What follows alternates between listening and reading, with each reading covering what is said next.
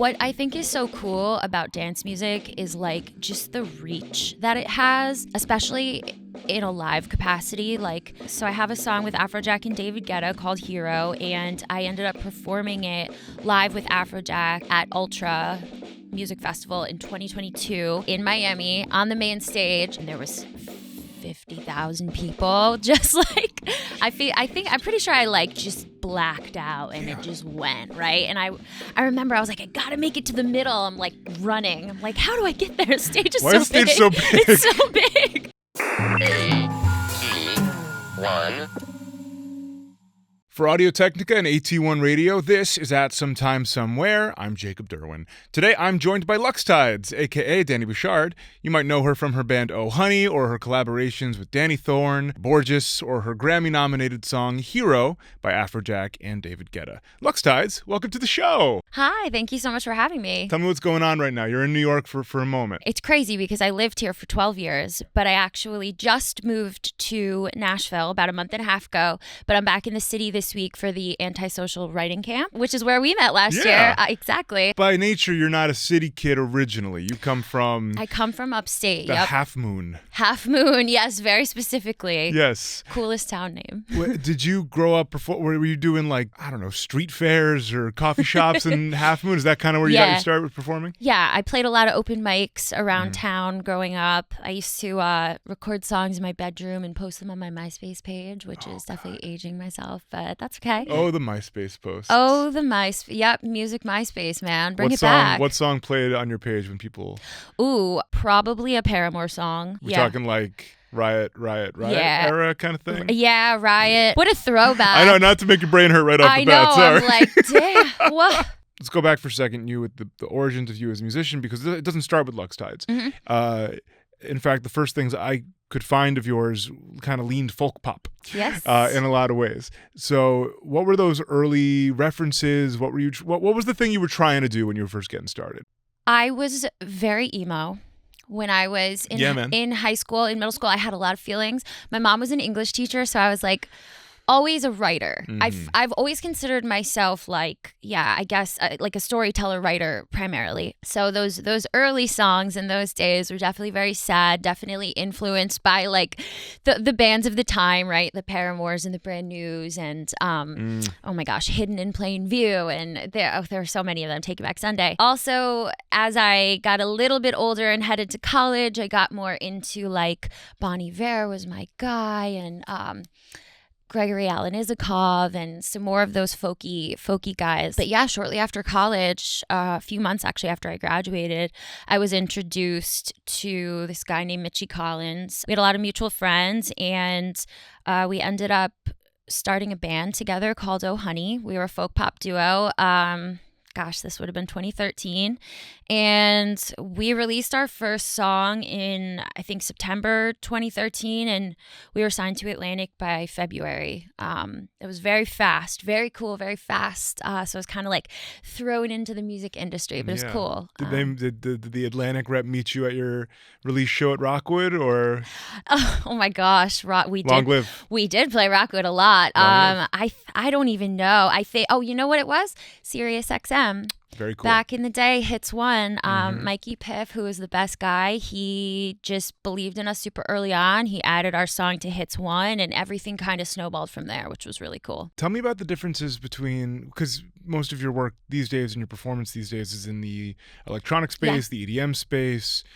Tell me about the differences between performing with something a little more stripped down, like a full folk pop band, that kind of idea, versus an EDM show. With Oh Honey, we were on tour for a lot of years, and it was very cool time. We toured with The Fray and Ingrid Michaelson, James Blunt, American authors. So we really kind of had it down to a science. So it was the two of us. Mitchie sang and played guitar. I sang, hit the tambo a little bit. Gotta keep those hands busy. Gotta keep them busy. You know, it was either the tambo or at that time it was maybe you had a single drum you'd hit with a stick. Yes, that was definitely of that era as well. There was a moment. Oh yeah, oh totally, the folk pop revival. And then we had 3 guys with us on stage: guitar player, bass player, drummer. It was definitely more like of an organic performance, right? There's real instruments on the stage. Yep. So yeah, there's actual instruments. Definitely a different vibe. But I think I was so in the groove of it. Definitely helped with the nerves too. I'm an anxious person. Okay. I've always gotten nervous to go on stage. I think it's just I'm always jealous of musicians who tell me they don't get nervous. I'm like, how? I think they're lying. Right? I think they're lying. Maybe they're lying. Yeah. I don't know. I'm just not wired that way. Sure. But tour is cool because it's like you're doing the same show, the same set every night, and it becomes almost muscle memory at a certain point. Transitioning into the EDM stuff, I'm actually a little bit more now on the songwriter, studio vocalist side. I have done a handful though of performances with DJs who I have songs with. Yeah. The one that comes to mind for me was the Afrojack thing. Yes, yeah. Yeah. I have a song with Afrojack and David Guetta called Hero, and I ended up performing it live with Afrojack at Ultra Music Festival in 2022 in Miami right. on the main stage. That was crazy. What I think is so cool about dance music is like just the reach that it has, especially in a live capacity. Like the festivals are just on such a bigger scale than anything that I ever played when I was doing the folk pop stuff. So just stepping out onto that stage and there was 50,000 people, just like I'm pretty sure I like just blacked out and it just went right. And I remember I was like, I gotta make it to the middle. I'm like running. I'm like, how do I get there? The stage is so big. It's so big. So it's definitely a different feel. One of my favorite bands is a group called Public Service Broadcasting. They create these amazing arrangements where instead of like a core vocal, there's usually like news footage, or they'll play like reels from like old TV programs in Britain about some story in history. They did a whole album about the space race. Really cool stuff. The guy who created it, it was kind of a pre-programmed thing. He had his Ableton or whatever launch pad he had, and he would play the songs and maybe cue the news footage to play in the background. But over time, he started to feel like there wasn't enough risk. There's not like, what are people coming here to watch if I'm not on some sort of tight wire? So what for you is that element of risk? How do you keep it live? It's a good question, because I think that as a performer, risk is scary, especially when you're an anxious girly like me. I'm not somebody who ever like choreographed my movements. I know there are performers who do that, but I usually just like to kind of feel it in the moment, and that keeps it really fun for me. It can kind of visually look different every night, like what I'm doing, where I'm going on the stage, especially for when I'm popping out with DJs. You know, it's not like I've probably never sang the song live with them before, like when they come through town. Oh, it's very spur of the moment. Oh, yeah. Okay. They'll hit me up and they're like, hey, do you want to come out for this song? Sometimes I sing. Sometimes I'll just come out. My Trivecta, who's another artist I've worked with, he came through Nashville a couple weeks ago. Sure. And I just popped out on stage with him, and we were just kind of hyping the crowd up and dancing. And yeah, it is very spur of the moment. So I guess there's your risk right there, is like we've never done it before. But it keeps it kind of fun. So I'm like, I don't know what I'm going to do, but I'm just going to feel the music and vibe with it. What is going on with the musical theater girly to EDM pipeline? I'm noticing it more and more. Wait, are you? I am. And you are, I believe you fall into this category. Wow, you're right. Yeah. That is a thing. Okay, so I was an acting major in college. Pace University. I was not a musical theater major. They had both programs. I was never a great dancer. I always wanted in my heart, I'm a really great dancer. In your heart, you're like a full-on tapper. Yeah. Tapping, ballet in a way, right? No, I always really struggled with dance. So it's funny, I always loved just straight acting and then music separately. Okay, so yeah, so when I went to school, I mostly auditioned for acting schools mainly because my goal was just to end up in New York, and there were not a lot of, at the time anyway, not a lot of like vocal music programs. NYU has some cool programs, but they expensive.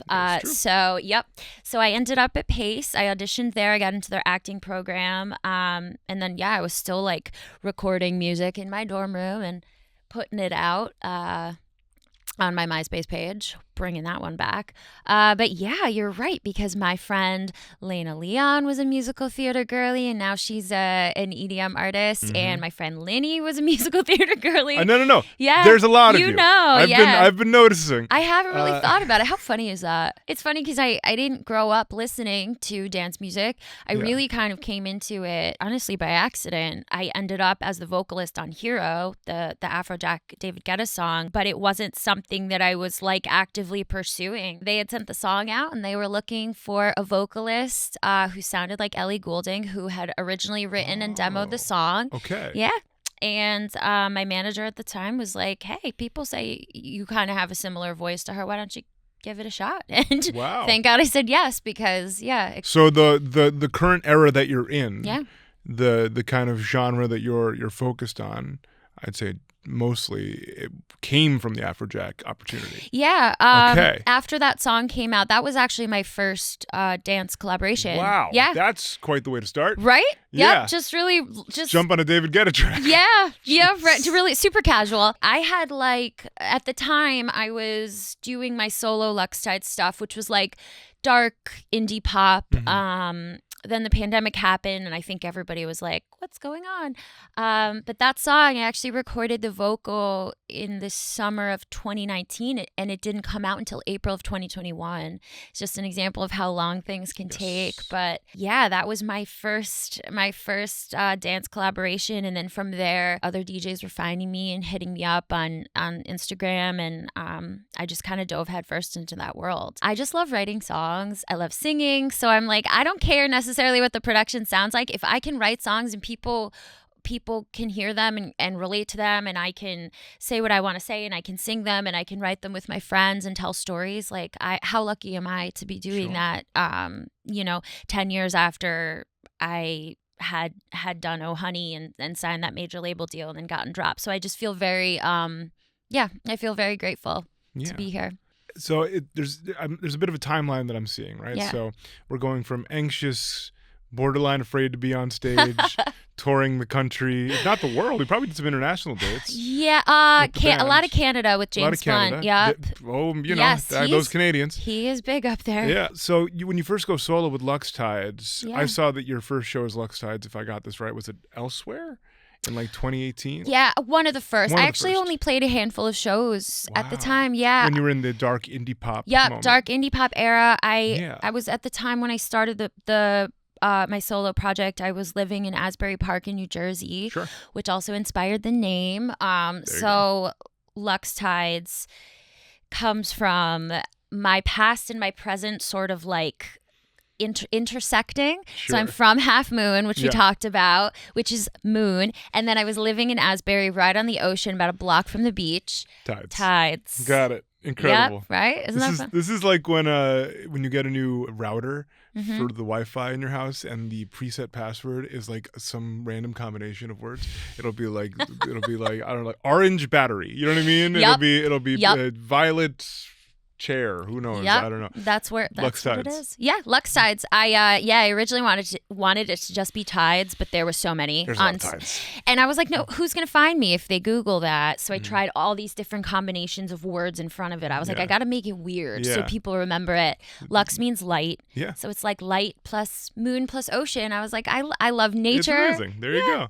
It's me. This is how we ended up with churches with the V in the middle. Right. It's the exact same thing. Love them. Tell me what the difference is between you and Luxtides. We've talked a little bit about the music you were into growing up, and then the dark indie pop phase, and the now EDM phase that you've seemingly just embraced. Yeah. That kind of seemingly came out of nowhere. So tell me, where are you, Danni, in the middle of all that? In all of or are you totally in some other room? You know? I think Luxtides right now, she's making techno bangers in her apartment, and then she's out at the club singing at 1 a.m. But like Danny is chilling on my couch with my dog Bandit, who is the love of my life. Cut to Bandit. Cut to Bandit. Please, I miss him so much.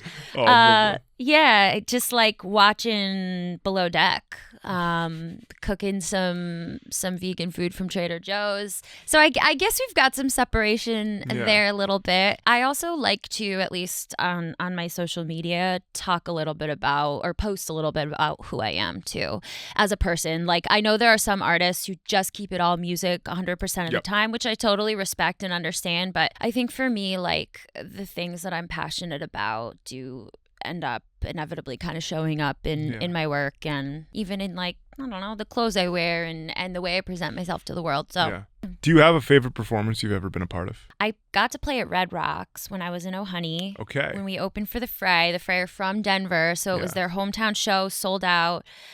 Wow, it was just so surreal. Like, I was so young, and how old are we talking at this point? 23, That's 24. Very young.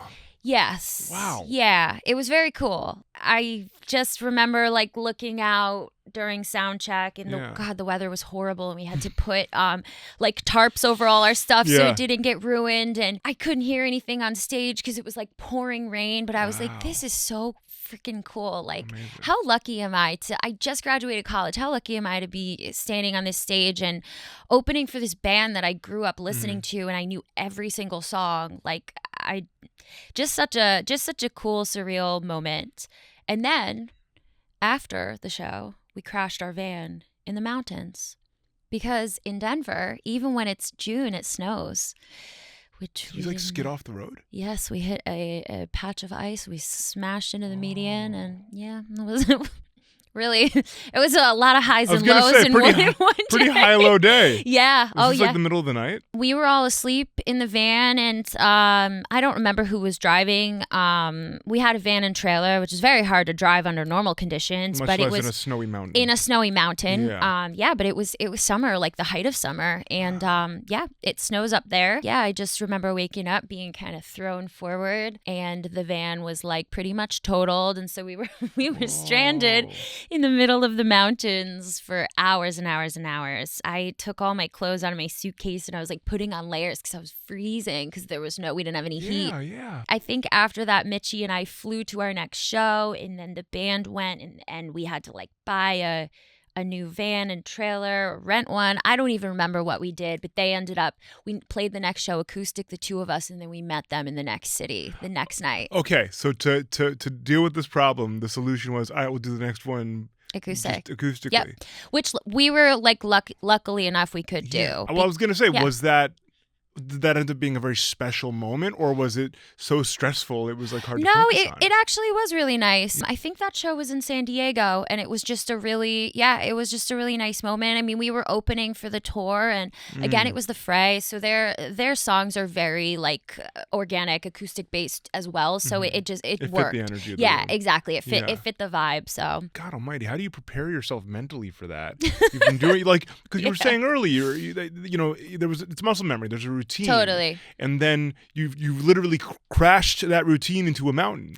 We did crash. Yep, the routine was crashed. So how do you handle that for the show that you're suddenly doing bare bones, you acoustic. In front of this waiting audience? We did a lot of stuff acoustic, actually, because we were doing a lot of radio stuff at the time. We would do studios. So we would do the fly out dates, and we would play sets and radio stations and on morning TV shows. So we actually had that pretty down to a science too, which thank God, because we needed to pull that one out in that moment. I was going to ask you about a performance that goes about as wrong as it can go, but I feel like the big horror story here is more to do with the travel between the shows. The travel between the We did play with O'Honey. God, what is it called? It's that place, that haunted place in Milwaukee. Christine?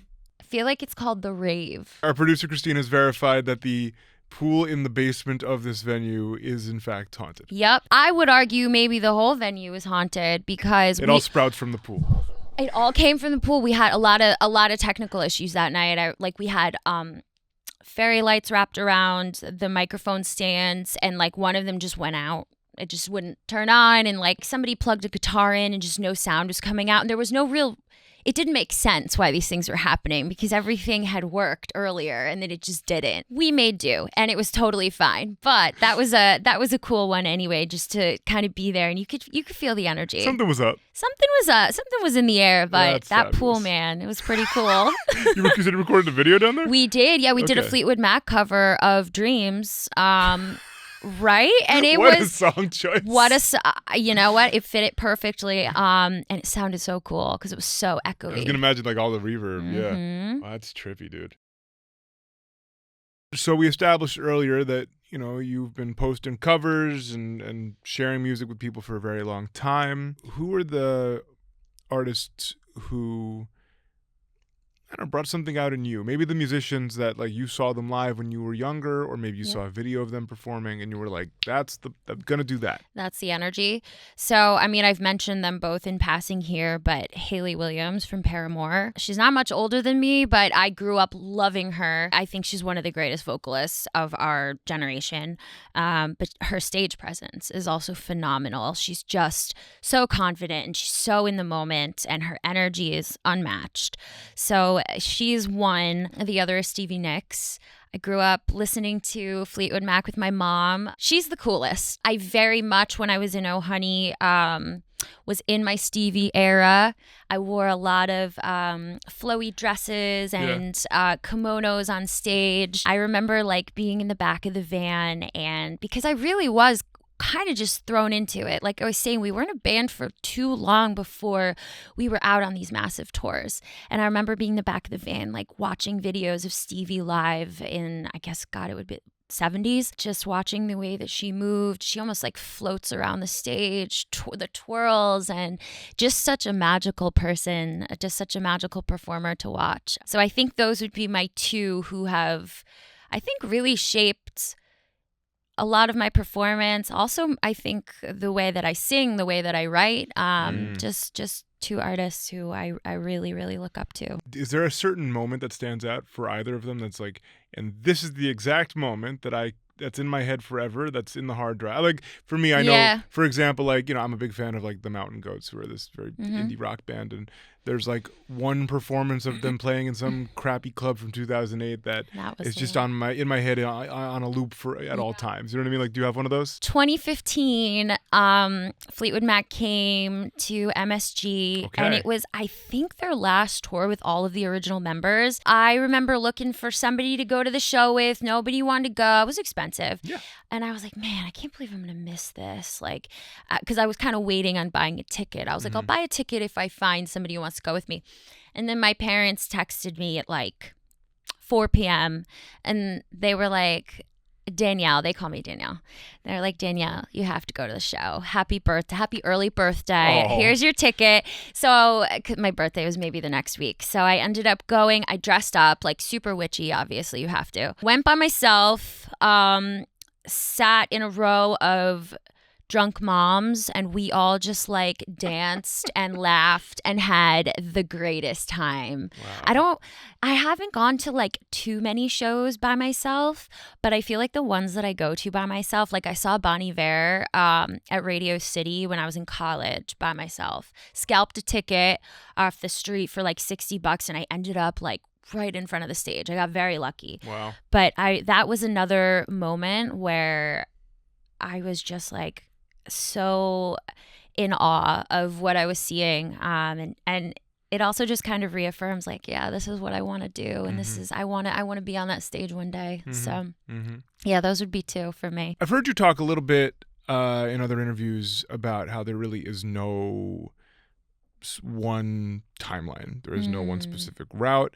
I think no matter how many times a young artist hears that, it doesn't always stick. What's something that you wish you would have known then that you know now? What's something that you wish you could convey to yourself as a younger artist? Is it really all about that timeline? Is there a specific something that really stands out to you? Yeah, when I was 17 and recording in a studio for the first time, the producer there had told me, as a woman in music, you've got until 27 to make it. And if you don't make it by 27, that's it for you. And that was something that always stuck with me in the back of my mind. And I remember even like when I was signing to Atlantic, somebody said to me at the time, I was 23, they were like, oh, you're no spring chicken, but it's, it's more about the music anyway. 23. Okay. We live in this world of like youth obsessed culture, especially in music. Like it's always like, oh, look how young they are and how good they are. So I always felt like I was behind because I was like, well, I'm 16 now and I should be on Disney Channel, like Hilary Duff. Like, it was always, I always felt that pressure for myself. But I've talked about this before. So I signed my record deal. Maybe I was 24 when I signed it. Got dropped at 26. And that's right before 27. And I was like, oh, all right, I guess he was right. Like I kind of made it, but now it's over for me. It wasn't until Hero came out many years later, the Afrojack David Guetta song. I think it was 2 days after my 31st birthday, we were nominated for a Grammy. And that was such a cool moment for me. The dance music stuff very much feels like sort of like chapter 2 of my career. I didn't even know it was being considered. So it was like, I got a text. Truly out of nowhere. I got a text from somebody and they were like, Danny, oh my God. And I was like, it was somebody I hadn't heard from in a while. So I was like, what?